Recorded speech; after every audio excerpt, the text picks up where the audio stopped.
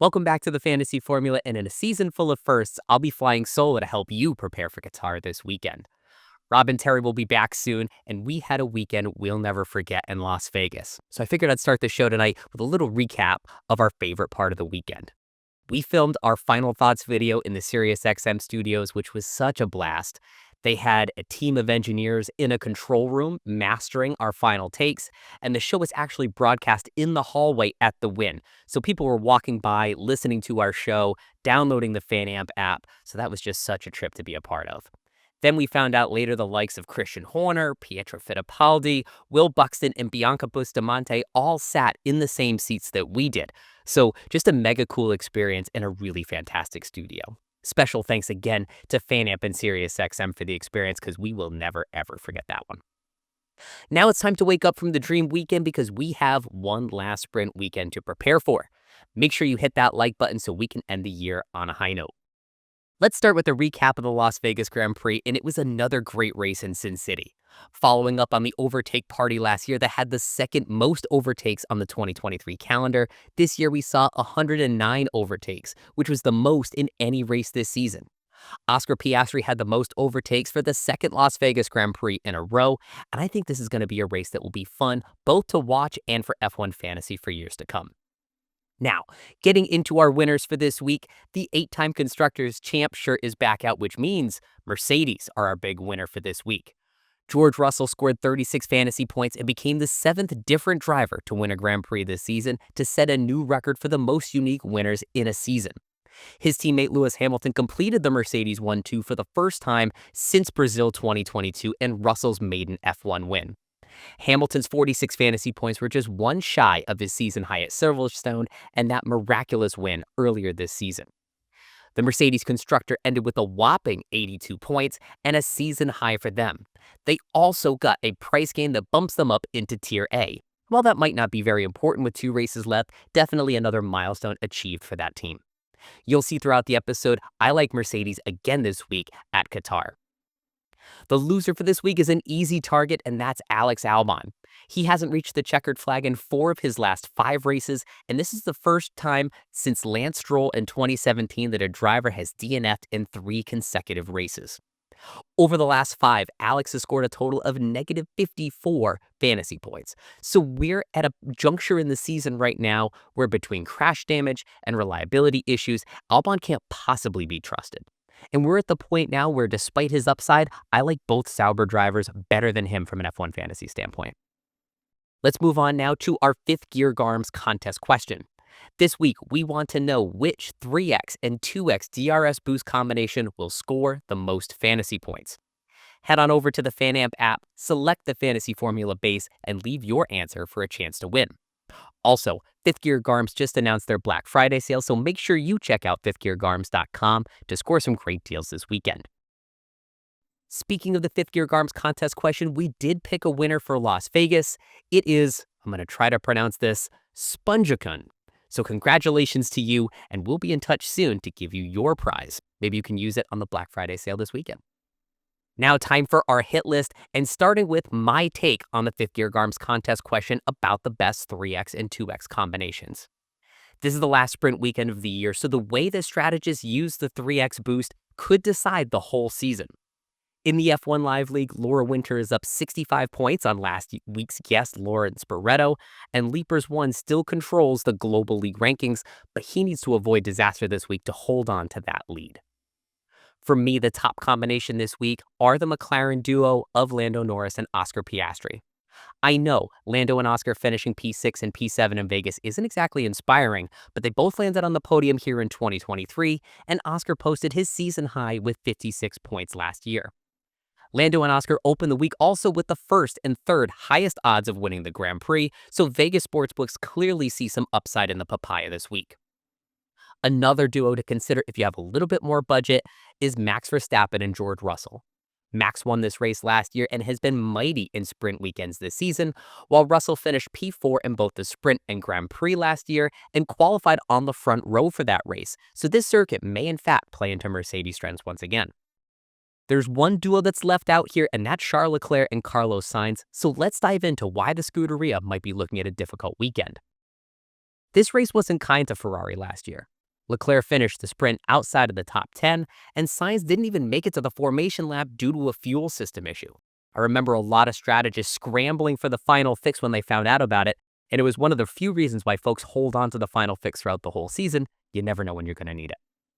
It's bold to fade Ferrari since Charles Leclerc has 10 consecutive races of 20 or more fantasy points and is the most championship points of any driver since the summer break.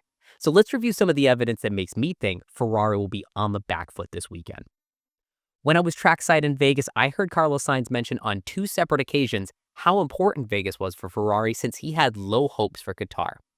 After the race, he told reporters, quote, "The maximum could be P5 or P6 because with this car on a track like that, I expect McLaren and Mercedes to be very strong." And sportsbooks tend to agree too. Both Leclerc and Sainz opened the week behind both McLarens, both Mercedes, and Max Verstappen for the race win. So if we don't see anything incredible from Ferrari by sprint qualifying, I'd pair McLaren and Mercedes this week and use Sainz only as a number 2 on a team that can't quite afford triple McLaren.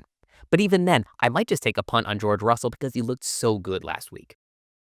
I know that avoiding Ferrari is a hot take these days, so let me know in the comments if you think the Ferrari duo could be on the back foot this weekend. Now I want to talk about the history of this race, because we've only raced in Qatar twice before. Once was in 2021 as a fill-in race in a COVID-shortened season, and the other was last year. In 2023, the headline was the scorching temperatures. Sargent DNF'd this race due to heat exhaustion, and Esteban Ocon reported vomiting in his car multiple times during the Grand Prix. Temperatures this year are expected to be nearly 20 degrees cooler than that fateful day last October, so hopefully the drivers will be more comfortable this weekend. One of the other big things was that the tire stress was higher than it had been in any other circuit. Pirelli brought the hardest compounds, the C1, the C2, and the C3, but despite that, the FIA still had to make some changes throughout the weekend. They changed the track limits right before the sprint shootout and had to build in a 10-minute period to get the drivers accustomed to the new track layout. Then on Sunday, they introduced a stint maximum for the tires that had basically allowed them to only run them for 18 laps. This led to a 3-stop race and very interesting tire strategy for all the drivers. In the Grand Prix, Hamilton collided with Russell for a rare DNF for the 7-time champion. And in this race also, Fernando Alonso is sneaky good these first 2 races in Qatar. P3 in 2021, P6 last year, and an Aston Martin that had clearly slowed down by this point in the season. I talked earlier about Ferrari and some of their struggles entering the weekend. In 2021, Charles and Carlos were P7 and P8, and then last year, P5 and that DNS. This was also the race where McLaren set the record for the fastest pit stop ever at 1.8 seconds. And that leads us into the Fan Amp Pick of the Week question. We want to know, how fast will McLaren's fastest pit stop be? I think it'll be okay, maybe 2.4 seconds or so. So good, but not legendary, and maybe not even the fastest pit stop of the weekend. Now, I want to talk about my favorite part of the weekend from a fantasy perspective, which is that F1 are now introducing projected points. I was sitting next to Terry minding my own business on race day, checking my team when I spotted that they were toying around with live scoring. Those scores were updated in real time as everything unfolded on track, and everything but overtakes, fastest lap, driver of the day, and fastest pit stop were updated in real time. But then even when Lando Norris completed his last lap and stole the fastest lap point, that score was updated within seconds as well. So really good real-time scoring from the game, and definitely a step in the right direction.